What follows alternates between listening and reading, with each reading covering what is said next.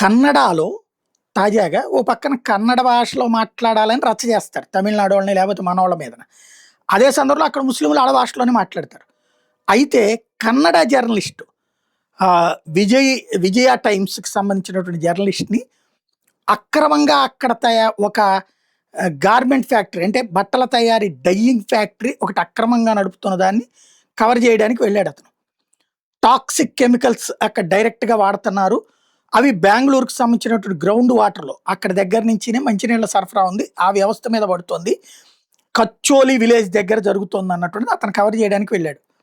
అతని మీద పెద్ద ఎత్తున దాడి చేసుకొచ్చారు. ఈ చేసిన వాళ్ళందరూ బంగ్లాదేశ్ నుంచి అక్కడికొచ్చి స్థిరపడ్డటువంటోళ్ళు. ఈ వ్యవహారాలు నడుపుతున్నది కూడా వాళ్ళే. ఇప్పుడు పెద్ద ఎత్తున సంచలనం సృష్టిస్తున్న అంశం.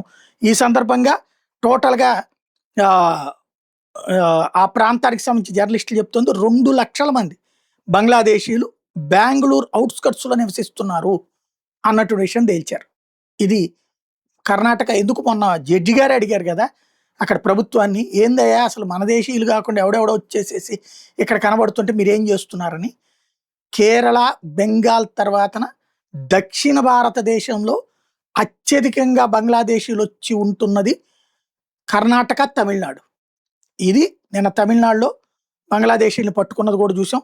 ఉగ్రవాద చర్యలకు పాల్పడుతుంటే. ఎక్కడికి పోతున్నది మనకి అంటే మోడీ మీద ద్వేషం, దేశం మీద ద్వేషంగా లేదా ముస్లిం సామాజిక వర్గపు ఓట్ల కోసం తీవ్రవాదులను గూడా నెత్తిన పెట్టుకునే దిశగా వెళ్తున్నామా అర్థం గావట్ల.